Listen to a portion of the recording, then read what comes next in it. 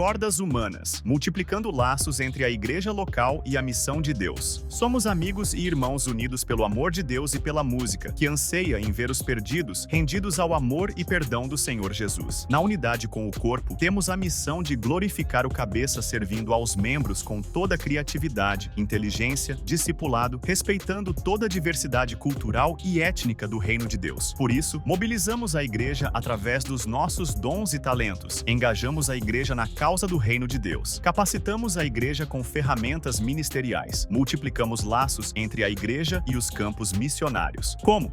Cordas. Mobilize. Mobilizamos a igreja local através de pregações, conferências missionárias e workshops. Cordas Music. Mobilizamos a igreja por meio da produção de músicas autorais e promoção de eventos musicais. Cordas. Podcast. Mobilizamos por meio de conversas edificantes com convidados engajados na missão do reino de Deus. Cordas Academy. Oferecendo às igrejas e campos missionários ferramentas de capacitação para que seus membros possam desenvolver seus dons e talentos para o avanço do reino de Deus, através de treinamentos online. Nosso desejo é glorificar a Deus, servindo com amor e graça, no exercício da piedade, devoção e unidade para o avanço do seu reino em todos os povos. Venha fazer parte da missão de Deus. Vamos juntos!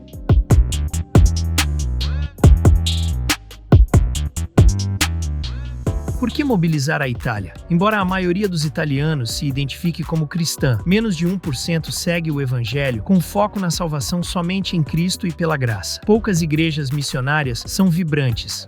Ben Stracuzzi é pastor e missionário da Chiesa Evangélica Cristo Risorto, na Itália. Ele já serviu na missão Jocum, em Londres, e a bordo do Logos Hope, compartilhando sua fé pelo mundo. Mobilize Itália. Nosso desafio é levar uma equipe de 10 pessoas para mobilizar igrejas por 4 semanas. O objetivo é reunir igrejas e parceiros que desejam segurar a corda para atingir a meta de R$112 mil. Quer saber mais? Escaneie o QR Code na tela.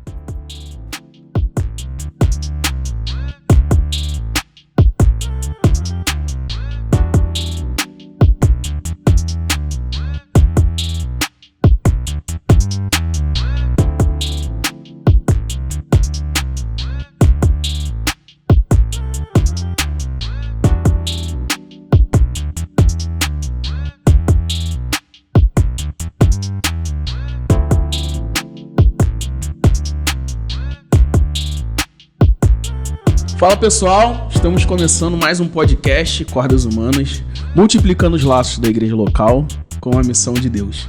Pra gente é um prazer mais uma vez estarmos aqui, podendo compartilhar daquilo que Deus ele tem feito, daquilo que Deus ele tem se manifestado em nós e através de nós. E a gente agradece a Deus, a gente já quer te fazer um convite de você compartilhar, curtir esse nosso vídeo para que mais pessoas conheçam aquilo que Deus ele tem feito através do Cordas Humanas. Não esqueça de você visitar as nossas redes sociais e curtir também a nossa página. Você também pode encontrar a gente no nosso site www.cordashumanas.com.br. A gente agradece a Deus, né, pelo nosso convidado hoje, Tácito Lessa, reverendo Tácito. Reverendo Tácito Lessa. Tácito, obrigado por compartilhar a mesa aqui com a gente. Prazer ter você aqui, tá?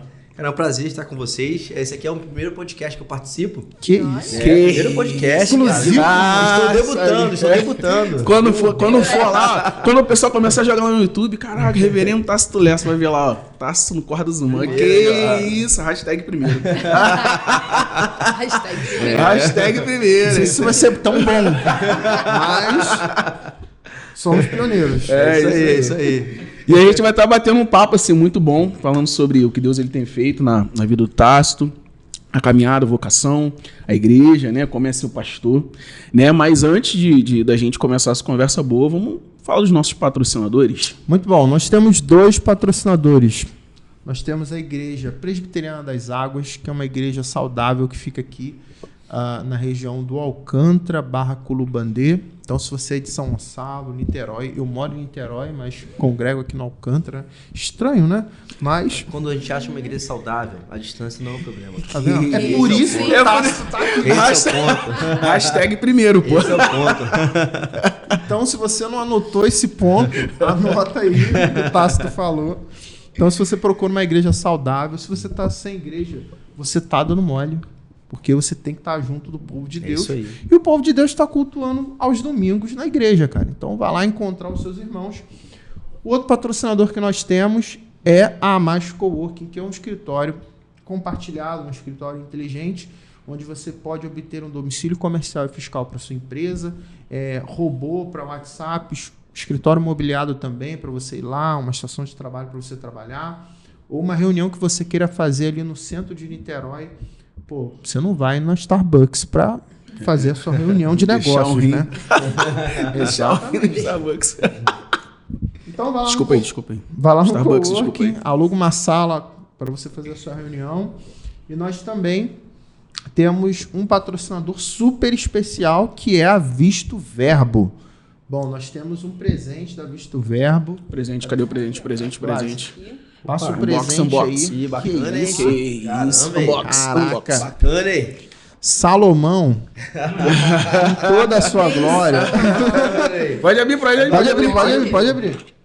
Então a Visto Verbo caminha aí com a gente, Aí sim. presenteando os nossos convidados. Caraca, azul, mano. Azul, pô. Nossa, a cor tá linda, hein? Já Pô, vou, o já Tássito- vou usar nas minhas férias. Eu Privilegiado, eu quero cara. uma azul também. Cara, Olha aí. o pastor tá parado, né? Pastor, né, cara? Como eu sou apenas um presbítero, eu tenho a camisa do staff aqui. Sim, hein? Mas o pastor, ele tem... Camisa reformada. Aí, isso ó. aí. Maneiro. Obrigado. Entendeu? aí. Então agradecemos a Visto Verbo por essa parceria, por ajudar a Missão Cordas Humanas a mobilizar a igreja. Então agradecemos aí a galera do Arthur, a equipe dele. Então é isso, gente. Esses são os nossos Então patrocinadores. é isso, gente. A gente agradece as pessoas que têm viabilizado esse nosso podcast, né? Então vamos passar para o nosso convidado. Tassi, fala um pouco aí pra gente como tudo começou. Já nasceu na igreja? Como é que foi? Rapaz, eu fui nascido e criado na igreja, né? A gente brinca que a gente já nasceu ali dentro, né? Mas, na verdade, eu tive um momento de conversão na minha adolescência. Esse foi o meu desafio. Porque, assim, você nasce na igreja, você cresce na igreja, mas, cara, aquele momento que você entende que o Espírito Santo te chamou eficazmente, cara, isso aí foi na minha adolescência. Então, assim, a minha vida foi uma vida muito turbulenta, sabe? A minha vida foi uma vida meio complicada no início, porque os meus pais, eu não sei se a Glaze lembra, se a Glaze conhece, que a gente caminhou ali na mesma igreja, né? Congregacional de Congregacional Vendas de Pedras? Vendas Pedras. Histórica. Minha família, assim, cara, teve muito problema. Meus pais se separaram muito, cara. Muito, sabe? No início, assim, da minha vida.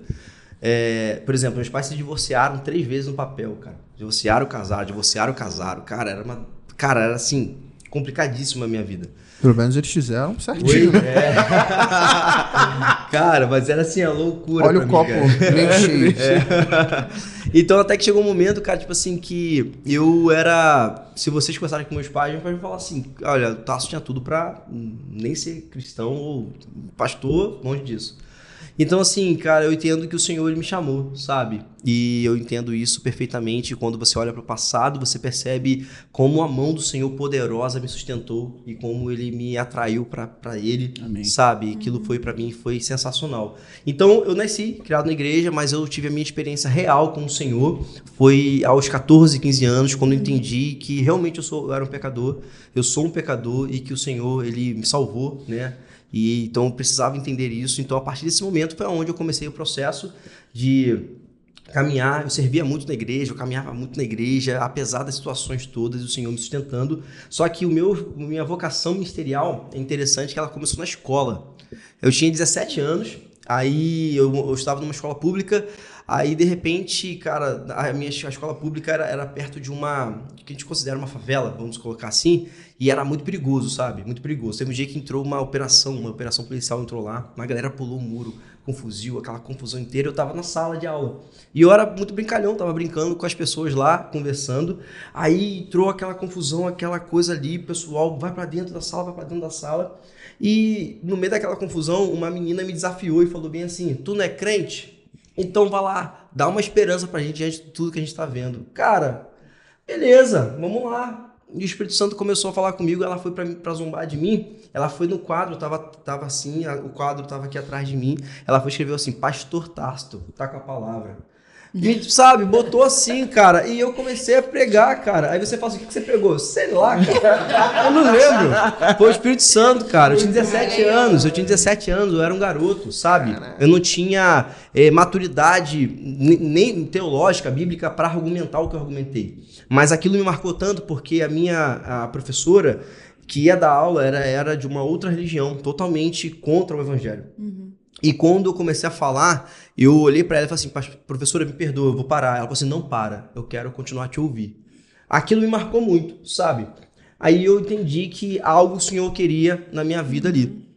Só que quando eu me formei, com 18 anos, eu logo entendi, tipo assim, eu sabia da minha vocação, mas, cara, eu precisava estudar, eu precisava construir uma carreira. Então eu comecei a fazer minha faculdade, eu sou farmacêutico de profissão, e eu comecei a fazer minha faculdade. Só que quando eu me formei, eu esqueci completamente da minha vocação, cara. Porque eu falei assim, poxa, meu sonho sempre foi ser militar. Então eu vou ser um militar. Eu entreguei minha documentação pra Marinha, eu fiz tudo, vou preparar pra prova, aquela coisa toda. Eu falei, cara, eu quero ser militar.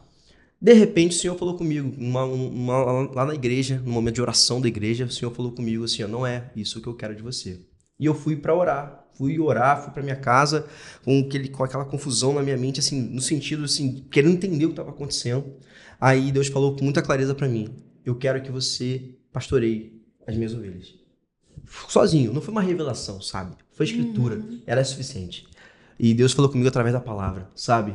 Eu estava lendo a palavra, eu estava me debruçando na palavra, e o Senhor usou o texto bíblico de Jeremias e Isaías para falar comigo.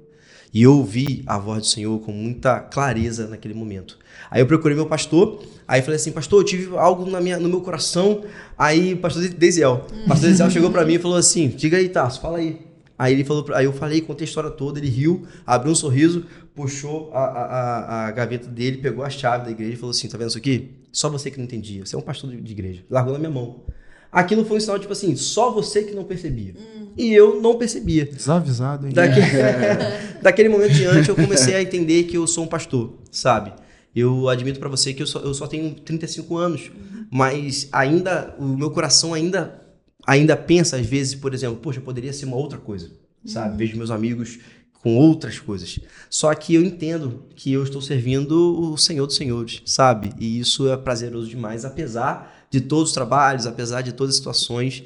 E hoje eu estou no ministério, tentando glorificar o Senhor em tudo que eu faço, lá na igreja congregacional de Teresópolis. Quero mandar um abraço para a igreja, essa igreja amada, que foram muito corajosos de me eleger como pastor com 28 anos de idade. Eu não tinha experiência nenhuma da situação, mas, assim, servia na igreja como líder, como co-pastor, como eu fui também na congregacional de Mutuá, mas a experiência de assumir uma igreja, ainda mais do estado que a igreja estava naquele momento, foi desafiador, sabe? E Deus, ele deu graça, sabe? Quando eu preguei a primeira vez lá, meu coração queimou de uma forma, eu falei, é aqui. Só que eu fiquei com medo deles não terem achado isso. Aí eu falei, vou me iludir, cara, vou achar que a igreja, vou me iludir, poxa, eu gostei da igreja, a igreja, poxa, não tá nem aí pra mim. Só que quando eu fui eleito, eles falaram, pastor, quando o senhor pregou a primeira vez aqui, cara, todo mundo viu que era você. E sabe, a gente vive hoje um momento muito bom na igreja, sabe? A igreja está caminhando como uma igreja saudável, como você falou, Eliseu, ali da igreja das Águas, presbiteriana das Águas. Cara, se a igreja é saudável, cara, não importa a distância, sabe? A gente tem que lutar para ser uma igreja saudável a cada dia.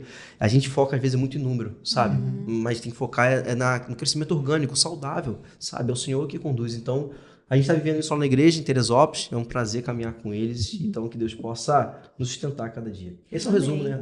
Eu achei legal a fala dele quando ele foi no pastor Deisiel, né? Inclusive, nós temos um episódio aqui com o pastor Deisiel, pastor da Congregacional de Venda das Pedras, né? Temos também com o irmão dele também. Pastor Daniel. Pastor Daniel, o Adriel. O Adriel. Não, mas não sei se você lembra, né, cara? Não, todo mundo me Não, você no seminário, cara. Todo mundo confundiu os dois. Cara, todo mundo pra ele, cara, que às vezes a pessoa chegava pra mim assim, ô Adriel, cara, lá tá precisando de oferta, alguma coisa assim, e eu sabia a resposta. Aí eu falei assim, tá sim, cara, olha só, a gente tá precisando muito. Eu respondia como se fosse ele. E, cara, no final ia dar certo, sabe? Então a gente era muito confundido, cara. Hoje eu tô mais bonito, Adriel, tá? Por favor, tá? Alguma coisa houve com o Adriel, né? Puta pai, tá pelejando. Isso aí. Terceiro. Então, ó, dois episódios. Dois episódios. Isso. Episódio 50, o do Adriel, a gente vai deixar aí no card. Isso aí. Vulgo, irmão do Tácito. Vulgo irmão do Tácito. Mas desculpa, o Gabriel falou do pastor Daniel. Porque assim, o pastor... A Então vamos lá. gente que entendeu o Daniel, pô. Foi a gente que entendeu o Daniel. Vamos só pra poder situar. Vamos lá, ele tá falando aqui do pastor Deisiel, que é o pastor da Congregacional de Viana das Pedras. Sim. Mas também temos um episódio com o irmão gêmeo dele, o pastor Daniel Lima Júnior. Então, quando você olhar, parece que é a mesma pessoa, mas não é. É isso aí. Se situa lá no nome. E temos também um episódio com o Adriel, né, que é o irmão, né, do coração irmão, aí do Tácito. Então, é só olhar lá na playlist que são conversas incríveis. Então, Não, é porque que eu assista toquei lá. no pastor Deisiel, né? Por causa dessa convicção, né, cara, de multiplicar, de Sim. fazer discípulo, né? Sim, o pastor Deisiel tem essa visão.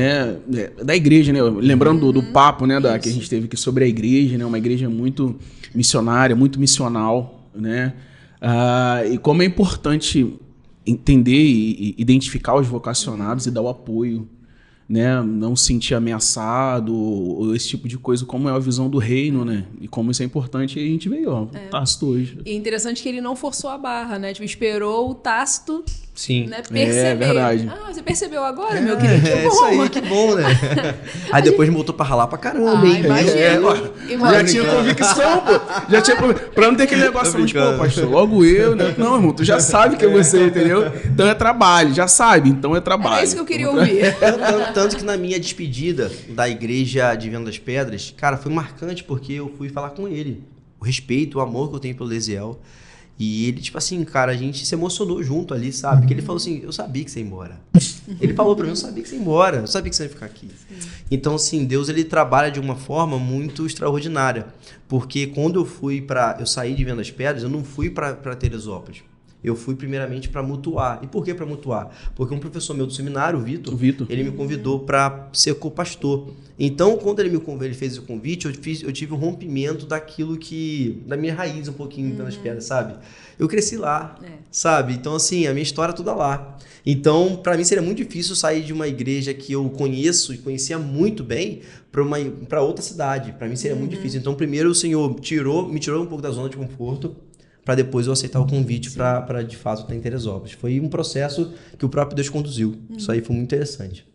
Como é que foi você falou, né, que primeiro você quis se formar e tudo mais.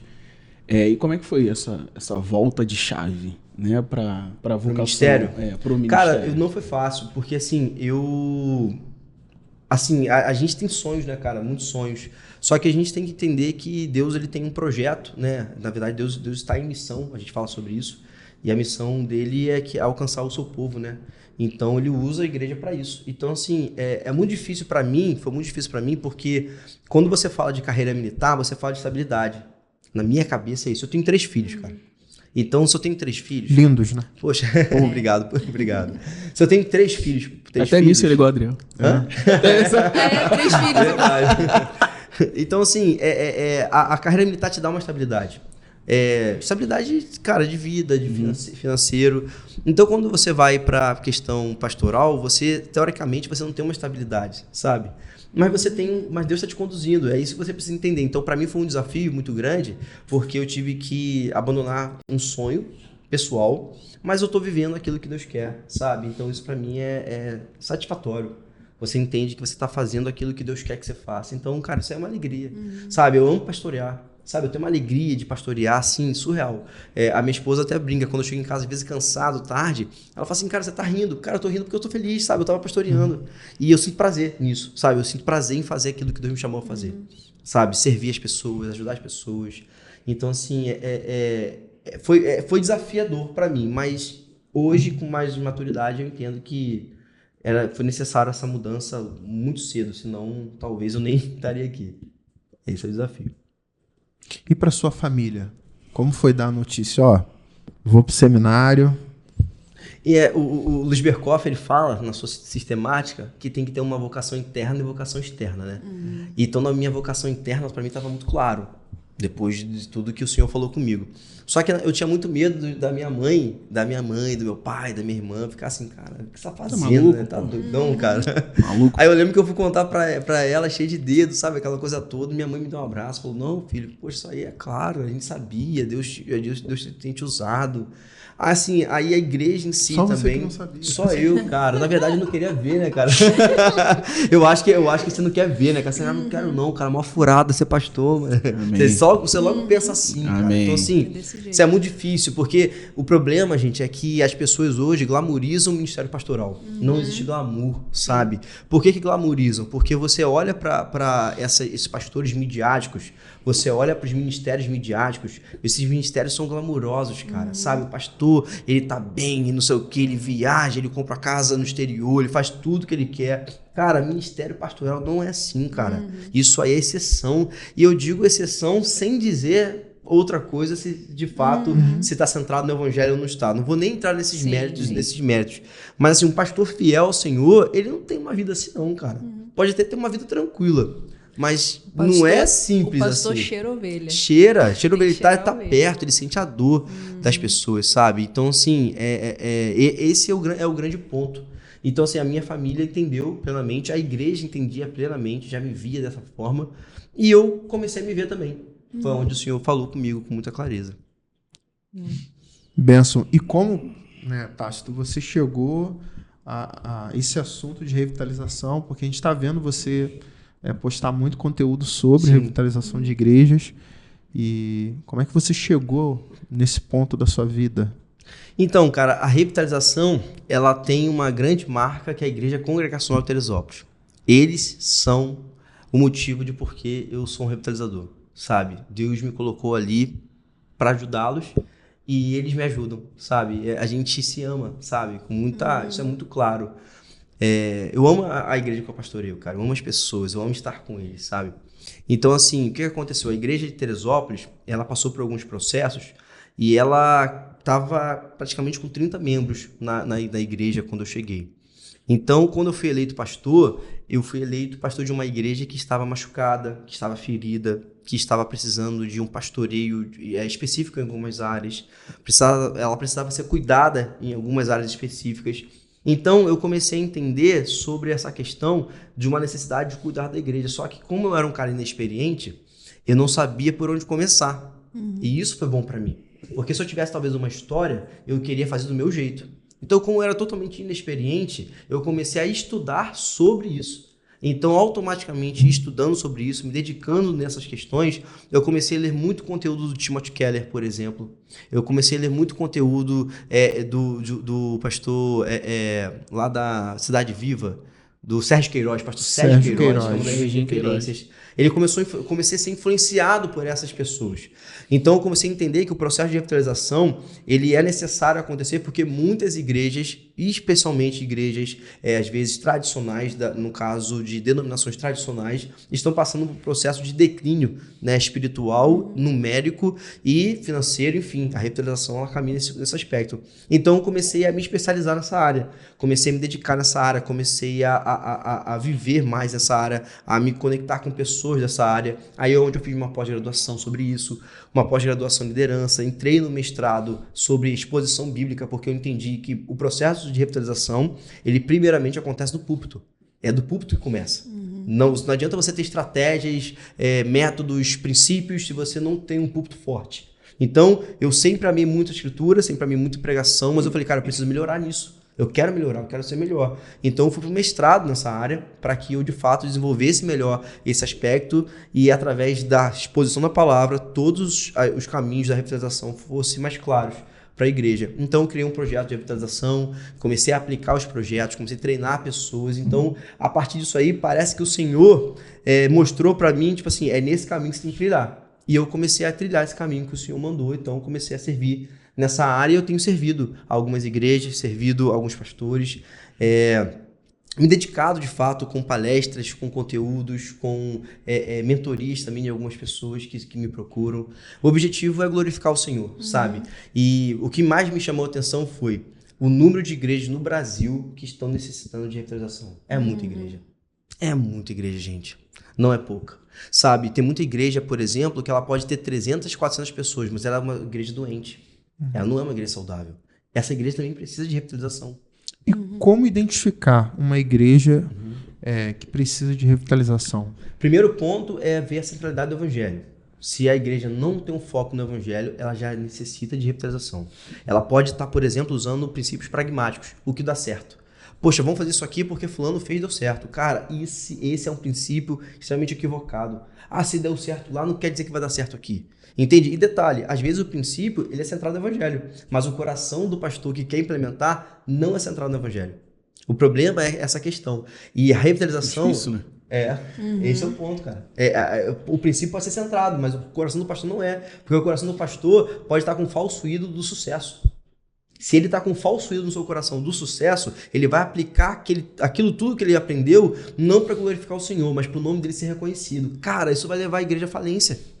A igreja vai à falência porque a igreja não é para mostrar o nome do pastor, a igreja é para glorificar Deus. Então a gente precisa entender esse ponto. Então, o ponto crucial é entender a centralidade do evangelho, mas a pessoa central no processo de revitalização é o pastor. Se ele não entender o processo, já era. Só um ponto que você está falando, Tácito. Com o primeiro ponto, tem a centralidade do evangelho. Mas às vezes para alguns irmãos leigos, né? Pô, mas a minha igreja fala sobre a Bíblia. Sim, Isso que eu ia entendeu? falar agora. Né? Pô, mas Qual a a minha. diferença? Entendeu? Abre a Bíblia e fala sobre Bíblia. Mas qual é a diferença? Estudamos a Bíblia. A gente Como estuda a assim? Bíblia. Será que Como não? assim uma igreja que não fala do. Você pode ser bíblico sem ser evangélico. Esse é o ponto. Esse é o ponto. Porque você pode usar a Bíblia como princípios morais, legalistas, princípios de coach, qualquer coisa, de autoajuda. Você pode usar a Bíblia para o que você quiser, mas você não está aplicando o evangelho. O evangelho se resume na pessoa central de Jesus Cristo. Ou seja, ele é a pessoa central do evangelho, não porque a gente vai falar só de Jesus. Cara, a obra redentiva, a ação do Pai de enviar o Filho, do Espírito do Filho de executar a obra de redenção e do Espírito de aplicar nos nossos corações, isso aí é o evangelho. Só que Jesus é o centro que a gente fala, porque ele foi aquele que executou, né? Esse é o ponto. Só que a gente precisa apresentar o evangelho com clareza. Então as pessoas hoje querem pregar muito moralismo e não aplica, por exemplo, o plano redentivo. Por que eu tenho que ser uma pessoa boa? Eu tenho que ser uma pessoa boa para ir para o céu. Não, cara, eu tenho que ser uma pessoa boa porque eu quero glorificar o Senhor. Então eu só consigo glorificar o Senhor se eu entendo a obra de redenção. E eu tenho o Espírito Santo que vai me conduzir no processo de santificação. Então é muito mais amplo, sabe? As pessoas querem pregar, falar que pregam o evangelho, mas na verdade elas estão muito longe de fato dessa mensagem. E essa mensagem ela precisa apontar para o plano de redenção. E esse plano de redenção ele vai apontar para os frutos que ele vai gerar. A gente às vezes confunde frutos de fato com o evangelho. Esse é um ponto, né? Timothy Keller fala sobre isso. A gente confunde fruto com de fato o evangelho. Só que o evangelho, ele vai desaguar em frutos, né? Mas, por exemplo, a pessoa falou assim, pastor, me converti. Que legal, cara, é mesmo. Como é que você entendeu a sua conversão? Eu mentia e deixei de mentir. Não, cara, isso não é evangelho. Sabe, isso aí é um fruto que o evangelho promoveu no seu coração. Você precisa entender que você é um pecador. Esse é o ponto. Só que você só entende que você é um pecador quando você entende que alguém morreu por você pelos seus pecados. Aí é o processo de entender essa caminhada. Então, o pastor, por exemplo, eu falo muito sobre isso, Daniel, na algumas mentorias que eu faço, de que o pastor fala assim, cara, mas eu preguei o evangelho. Cara, não pregou, cara. Você pregou moralismo. Ô, pastor, sério? Cara, tu pregou moralismo. Tu pregou, por exemplo, que a gente tem que ser obediente, por exemplo, como Daniel. Tá, mas eu sou obediente como Daniel e Deus vai me abençoar por isso? Cara, peraí, e o plano de redenção? Onde tá isso aí? A bênção consiste, né, em você fazer o certo, né? Isso explica porque tem tantas pessoas frustradas, né? Porque eu tô servindo, eu vou na igreja. E não acontece o que eu quero, pô. Por que minha vida não muda? Exatamente. Por que as coisas só estão dando errado na minha vida? Como se eu tô realmente agindo corretamente, então Deus deveria me abençoar. Eu deveria receber. É porque estão vendendo a fé. Sim. Esse é o problema. As pessoas vendem a fé e as pessoas estão comprando, cara. Só tem gente que vende porque tem gente que compra. Então, assim, o evangelho ele vai libertar a gente de várias situações, sabe? Então, você tem uma liberdade, de fato, clara de pensamento, de ação, porque você sabe que tudo que você precisa fazer, na verdade, Cristo já fez. sabe? Ele é suficiente. Então, assim, isso te dá uma liberdade. Só que as pessoas não querem. Os pastores, por exemplo, eles querem segurar o cara. Não, cara, eu quero ter ele aqui no meu controle. Cara, não. Nós não somos donos das ovelhas. Nós somos pastores que o Senhor colocou para cuidar do rebanho dele, sabe? É diferente isso aí. Tácito, você falou que o processo de revitalização começa do púlpito, né? Tem um livro chamado O que Fizeram do Evangelho, a gente estava até falando sobre ele antes aqui, mais cedo. Tem lá uma pesquisa que diz que apenas 6% dos sermões lá, de um recorte que o autor fez, que de fato tinha claramente um sermão que contava as más notícias e as boas notícias do Evangelho. Exatamente. Então, assim, talvez o pessoal que está assistindo aí fala... Ficou muito teológico, né? Ficou muito teológico, né? Tá muito teológico. Cara, isso é mais comum do que você imagina. Sabe? Se a gente pegar os sermões que a gente ouve por aí, pô, não tem má notícia, só tem a boa. Só tem a boa. Só tem a boa notícia. Porque ninguém quer ouvir a má notícia. Ninguém quer ouvir. Ou só tem um moralismo, isso, sabe? Isso aí. São recortes mesmo. São recortes. Tipo assim, você não vê o evangelho, sabe, no púlpito. Então, assim, você pode ser bíblico, mas sem ser evangélico. Entende? Esse é o desafio de um processo de revitalização. Então, assim, essa má notícia, que é dura, cara, mas tem que contar. Cara, você tem que contar por que você foi salvo, cara.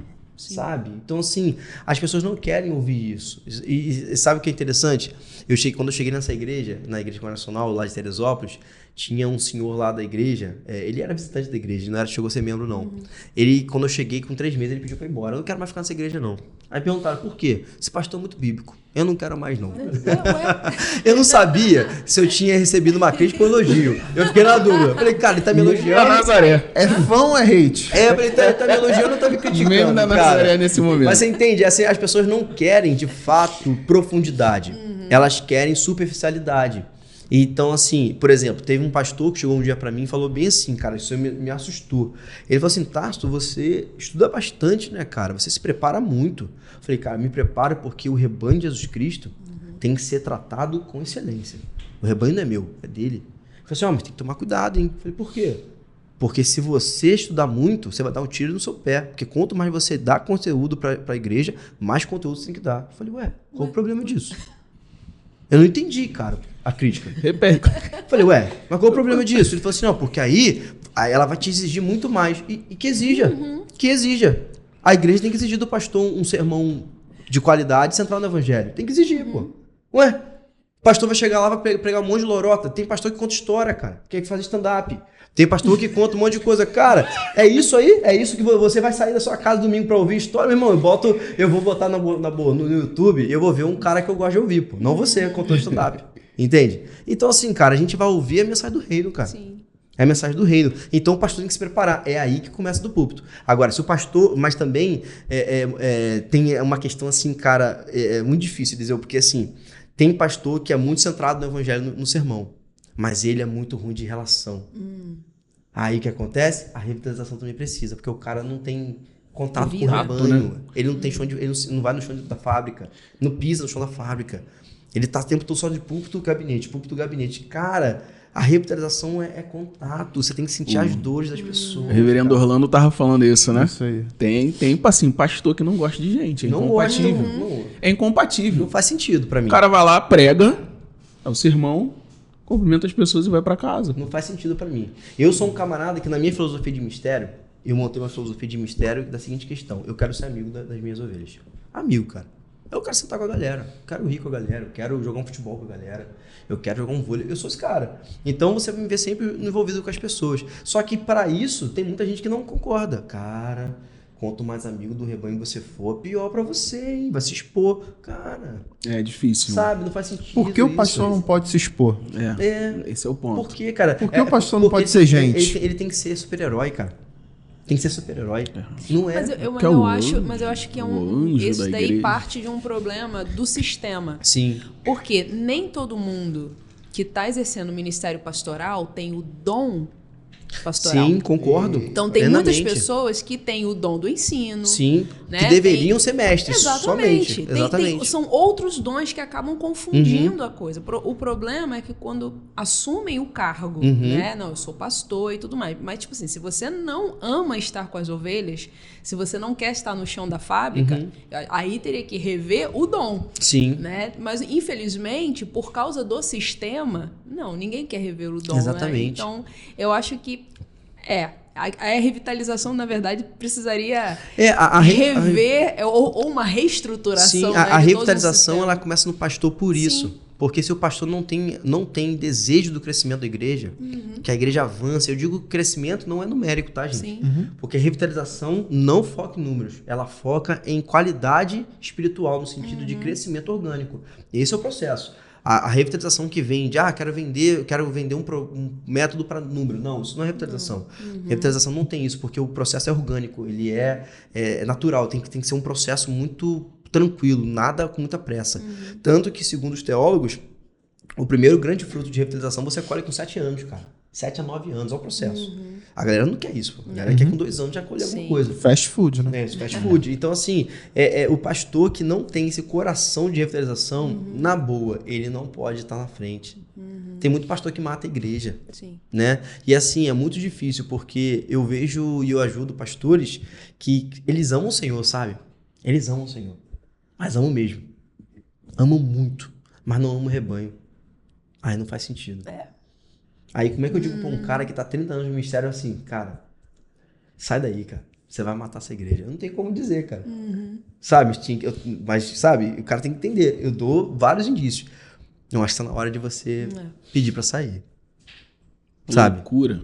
É muito doido. São Mas muitas aí, de camadas. repente, mas- São muitas camadas, é entendeu? muito amplo, cara. Isso muito amplo. Isso entraria no tema até de uma postagem que você fez falando da diferença, né, de tradição e tradicionalismo. Muito. Então, esse apego, né, tipo, a pessoa, não, ama o Senhor, mas tá ali apegado ao ministério Sim. e não abre mão, tá relacionado. Então, a tradição, ela é a fé viva daqueles que já morreram, né? É uma fé viva. A gente tem Agora você. tradição. O que é tradição? Tradição. A fé fé viva, viva daqueles que já morreram. Tá O anotado. tradicionalismo, a fé morta daqueles que estão vivos.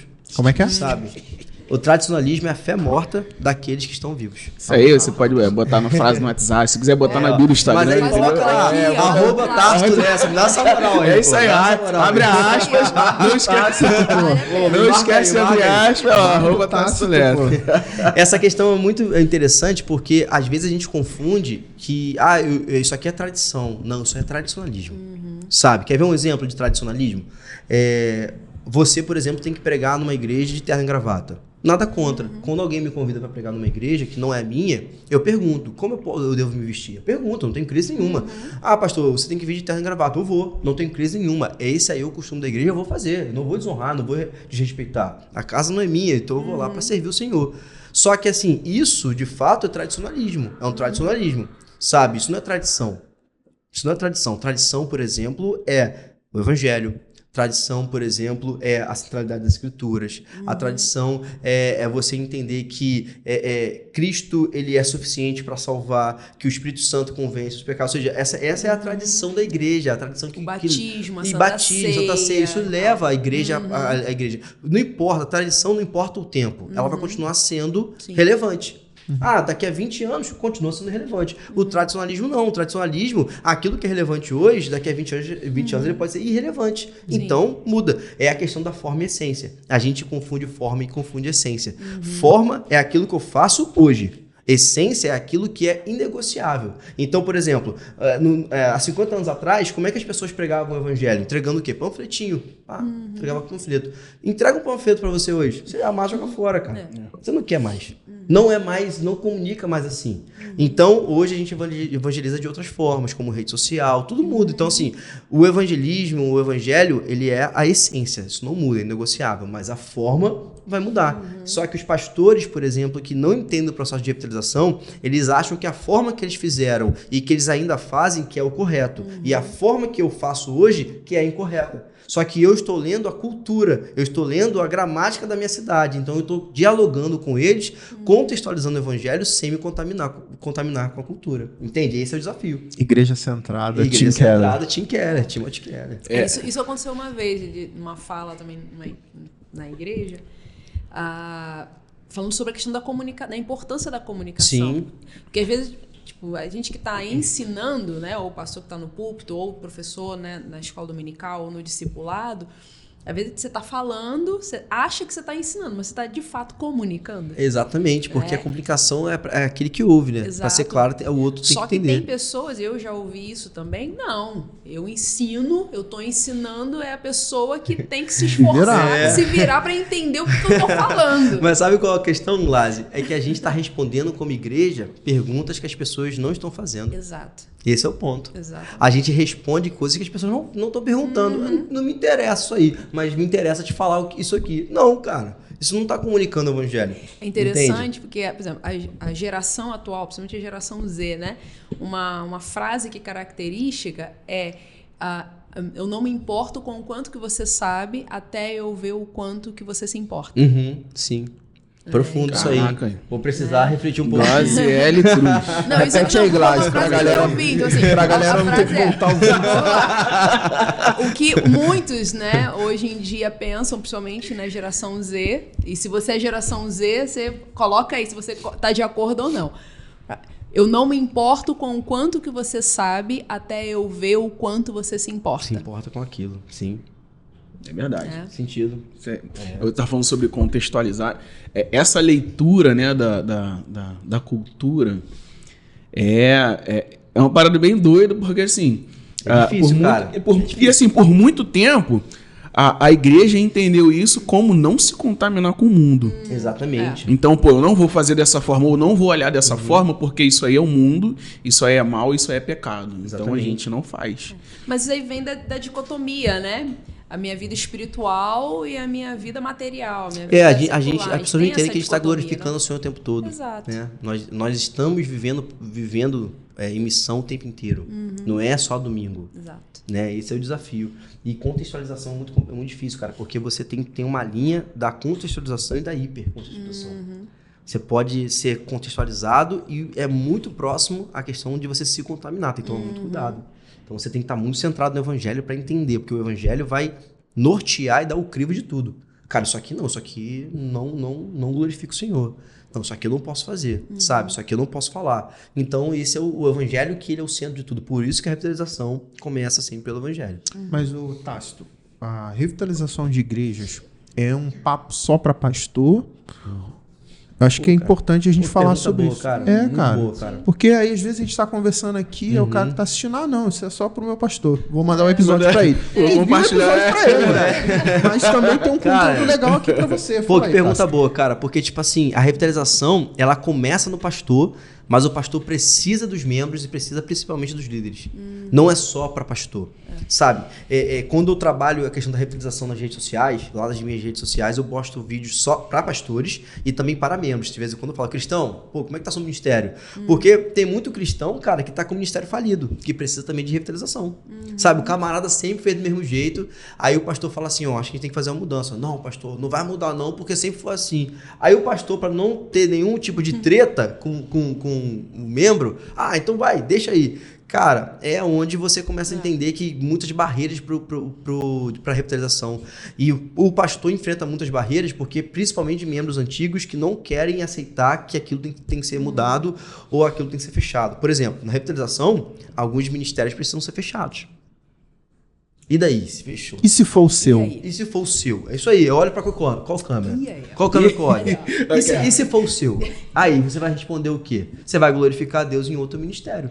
Só que as pessoas fazem o quê? Se o pastor fechou meu ministério, eu vou ser da igreja. Cara, então você não é um cristão verdadeiro. Porque você está ali pelo ministério, que Deus colocou, pelo status do ministério. Então, Eliseu, é muito importante essa pergunta, porque o pastor tem que entender o processo de revitalização. Porque os líderes, eu dou aula, por exemplo, para uma galera que entendeu que a igreja precisa ser revitalizada, mas o pastor não entendeu. Cara, eles estão passando uma crise. Pastor, como é que eu vou ajudar o meu pastor? Cara, eu falei, cara, você manda os meus conteúdos para ele, até do despertar. Porque não adianta você brigar com ele, você vai rachar a igreja. E nós não temos o objetivo de rachar e dividir a igreja. O nosso objetivo não é esse. Então, fala, cara, o seu pastor precisa entender. Então, ora por ele, envia conteúdos para ele, envia coisas para ele se literatura, né? Literatura, compra alguns livros. Então, eu sempre indico isso. Então, os líderes entenderam, mas o pastor não entendeu. É um problema. Agora, o pastor entendeu e os líderes não entenderam. Um outro problema. Agora, o pastor entendeu, os líderes entenderam e os membros não. Um outro problema. Ou seja, igreja é um lugar de problema, cara, né, irmão? Muito, eu vou te falar. É muito, cara. Perdão, gente. É muito. Então, assim, se os membros não entenderem, acho que eu. Gente, perdoa, acho que eu puxei aqui. Não, tá tudo Vê se certo. foi. Tá bem. Certinho? Certo. Imagina assim, cara, então assim, o que a gente tem que fazer? A revitalização, ela começa com o pastor. Então, o pastor, ele treina a liderança. A liderança, junto com o pastor, ensina a membresia. Esse é o processo. Esse tem que ser o processo. Então, o membro, por exemplo, que não entende a revitalização, ele pode ser um problema para o pastor e para a própria igreja. Então, cara, o membro precisa entender, cara. Tá muito bíblico. Sabe? Precisa Tá muito entender. bíblico. Você sai fora que tá muito bíblico. Pior, você cara, vai quando você sai tá fora. muito bom, cara. O problema é quando a pessoa fala assim, pastor, mas a gente sempre fez assim, aí você agora chegou e quer mudar. Isso não pode acontecer, cara. Por que não pode? Peraí, por que não pode? Aí eu faço os parâmetros, né, que a gente estabelece na revitalização. Isso aqui está de fato glorificando a Deus? Aí vai responder que sim, né? Isso aqui está edificando a igreja? Vai responder que sim. Isso aqui de fato está trazendo algum benefício para a comunidade? Vai dizer que sim. Aí depois eu digo, nenhum desses está aqui batendo. Porque não está glorificando a Deus, porque você está pensando só em você. Você não está edificando a igreja porque ninguém vem, só vem você e mais 3 pessoas. E não está sendo impacto nenhum para a sociedade, porque ninguém sabe que isso aqui existe. Então, ou a gente encerra, ou a gente revitaliza. Qual a opção que você quer? Eu não sei revitalizar. Então, eu te ajudo. Você quer? Não quero. Então, vamos fechar. Difícil, né, cara? Como é que A você galera fala? entra em Como crise, assim? Você vai fechar a igreja? Não, igreja não. Neném. Ministério. Não, sim. Ministério. Como é que vai fechar o ministério? Como é que você vai passar a regra? Isso é coisa de perseguição, pô. Ó, eu cheguei um dia pro pastor Sérgio Queiroz, lá da Cidade Viva. Fui num congresso que ele participou. Aí tive a oportunidade de sentar com ele 10 minutinhos, cara. Mas foi 10 minutos sensacionais, cara. Cheguei pra ele e falei assim, pastor, o que eu faço quando alguns ministérios da igreja não estão avançando? Ele, simples, deixa morrer e enterra o defunto. Aí eu olhei pra cara dele, comecei a rir, cara, que eu achei que ele tava me zoando. Não, cara, tô falando sério. Deixa morrer, enterra o defunto, faz o velório e depois que as pessoas passarem pelo luto, Deus levantará outra pessoa. Irmão, falei, cara, vou anotar isso aqui. Eu fiz na igreja exatamente o que ele falou. Exatamente aconteceu. Deixei morrer, fiz o enterro, deixei de luto, a igreja ficou um tempo sem esse ministério, de repente uma pessoa mandou uma mensagem para mim, pastor, senti de um coração em oração que a gente precisa começar esse ministério, posso te apresentar um projeto totalmente diferente, cara?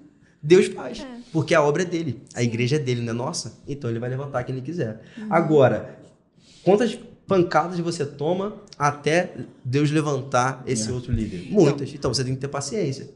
Aí entra até o que a gente estava conversando um pouquinho antes, né, da gente começar. Então, a revitalização também, ela começa da identificação, né, e da distribuição ali dos dons, né, dos irmãos ali, cada um atuando no seu dom. Porque Exatamente. o que a gente vê, na verdade, não, é de acordo com a necessidade. Tem um Então, cargo e eu preciso de alguém para o tal, cargo. mesmo que não seja o seu dom. Só Então, tem ministério se tem dom na igreja. Esse é o ponto da revitalização. Mas também, Glaze, tem um ponto da revitalização muito claro que Deus ele vai direcionar a igreja a partir dos dons que existem ali. É um ponto que a gente tem que observar. Por quê? Imagine que um pastor ele tem um desejo de montar um centro de reabilitação, por exemplo. Mas ele não tem nenhum dom na igreja de pessoas que vão trabalhar naquela área. Ou seja, ele vai sobrecarregar a igreja, investir recursos naquele projeto e ninguém tem um dom para sustentar aquele projeto. Então, você precisa entender que você tem que caminhar e servir ao Senhor e à cidade, à sociedade, a partir dos dons que existem ali. Quer ver um exemplo? Na minha igreja começou a chegar muitas pessoas da psicologia. Cara, muitas pessoas.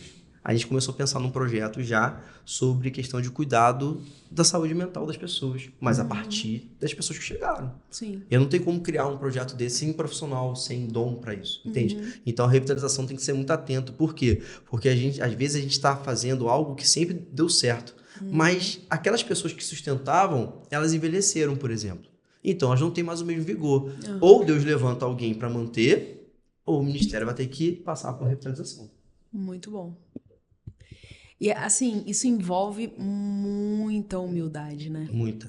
É muita humildade, muita dependência do Senhor, entender que Ele é o Senhor da igreja. Por isso que a revitalização tem que ter oração. Sensacional. A oração, ela é um pilar da revitalização. Sim. E é a centralidade do evangelho. Centralidade do evangelho. Porque é o evangelho que vai falar, cara, Sim. isso tudo aí não é pela sua força. É Exato. isso aí. Entendeu? Você tá olhando, como é que eu vou fazer? Então, você entendeu bem, porque você não tem como fazer. É isso aí. Entendeu? É isso Você aí. parte do princípio, cara, Deus me chamou, mesmo eu sendo pecador, pra obra dele. Senhor, eu não sei como é que faz. Então, você já tá certinho, pô. Já sabe que não é pela sua capacidade, entendeu? Começou certo. Começou certo, né? Esse é o ponto. Exatamente, cara. Essa dependência do Senhor, cara, que vai te mostrar algo extraordinário, sabe? Sabe, Daniel, assim, eu tive experiências com o Senhor, cara, assim, incríveis, sabe? Eu tava... quando eu cheguei na igreja, eu falei assim, Deus, eu não sei o que fazer. Aí eu liguei pro pastor Hidauro. Falei assim, pastor Hidauro, cara, o que tá acontecendo aqui? Aí eu expliquei brevemente, ele falou assim, vou te dar um conselho. Você tem 30 membros, então você tem tempo suficiente para fazer isso. Senta com todo mundo no gabinete, um por um, individual, ouça a história, conheça as dores, conheça os anseios. A partir disso aí, ore ao Senhor. Cara, eu fiz. Foi extraordinário.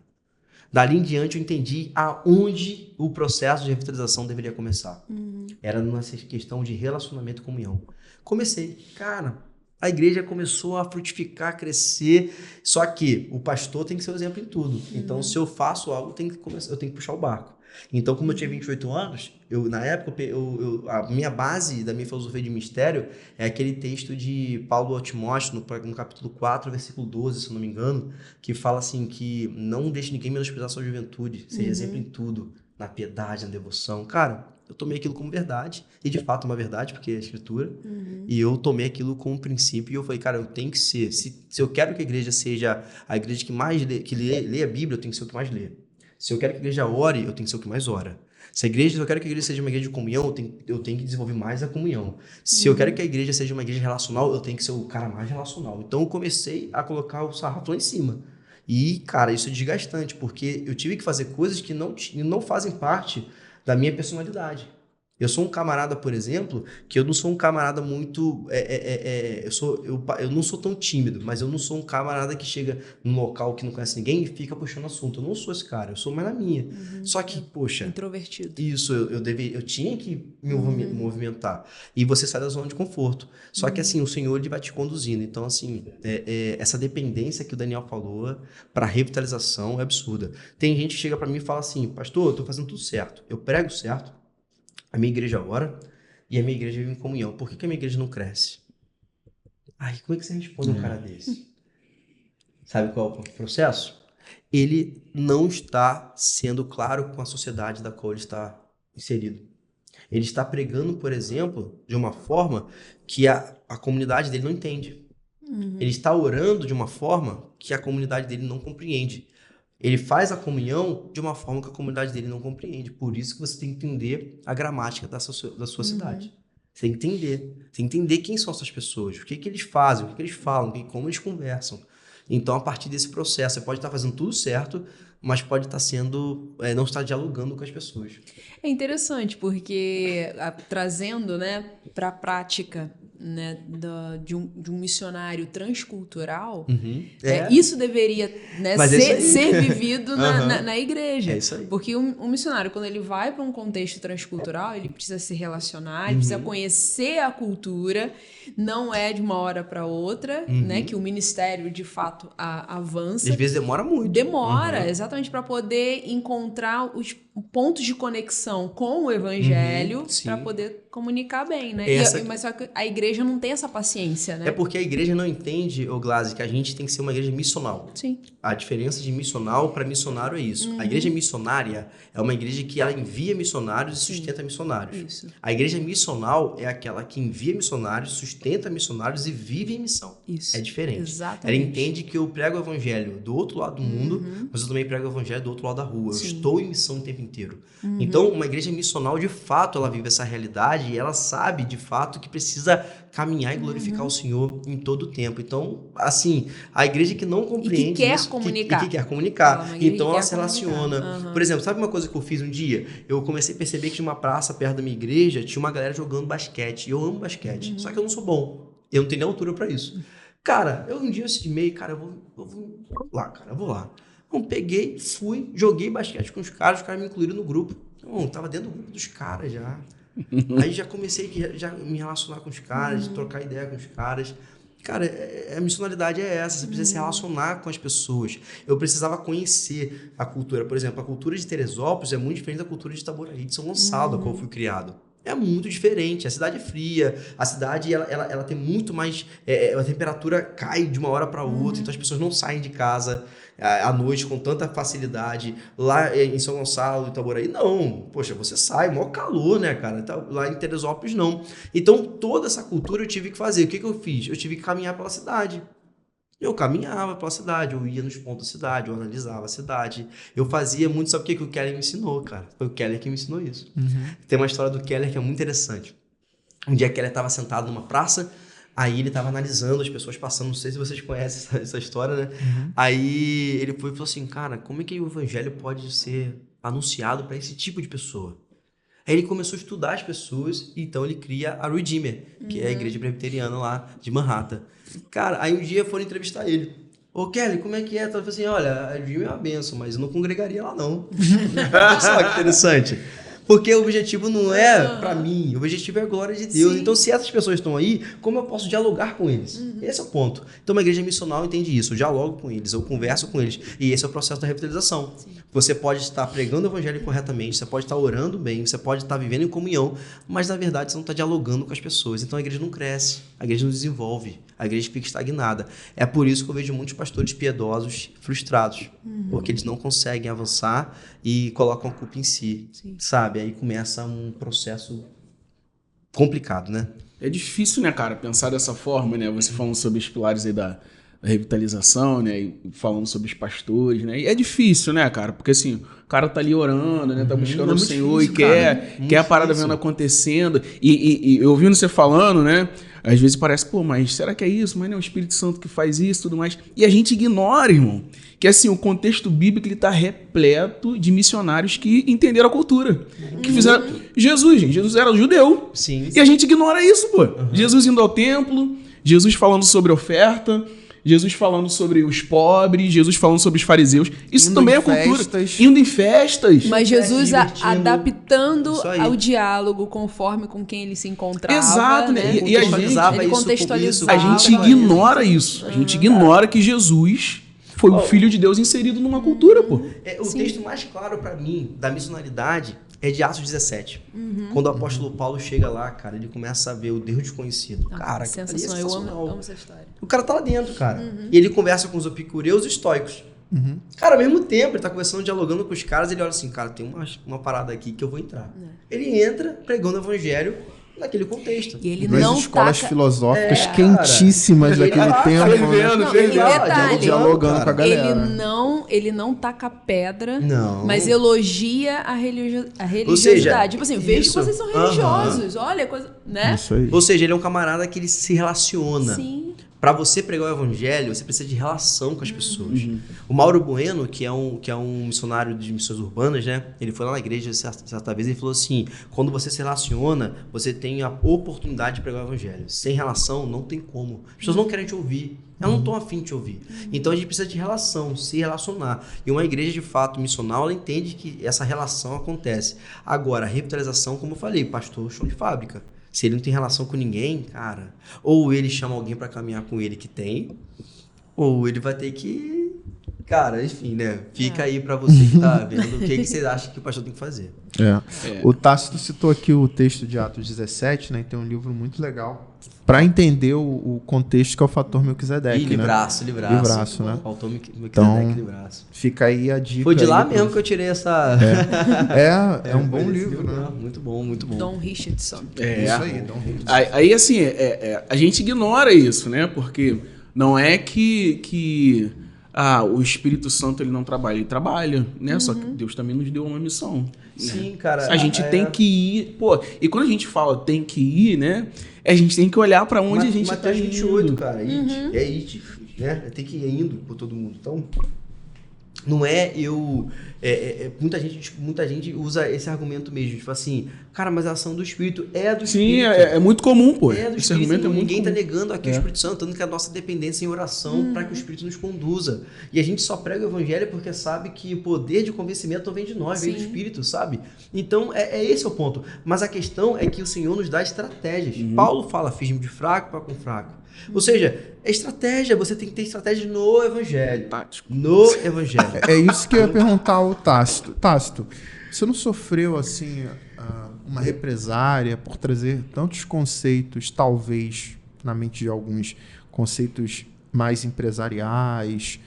Porque a revitalização exige uma reorganização Existe um da estudo. estrutura. Isso aí. Então tem muito conteúdo, Pragmatismo, né? tem muito Ser mais conteúdo científico por trás disso. Muito. Você não percebeu uma certa resistência dos irmãos da igreja ou você não teve essa experiência? Então, o que aconteceu, cara? Eu usei aquele livro base, que é A Treliça e a Videira. Quem já nunca leu, cara, esse é o livraço. É um livraço.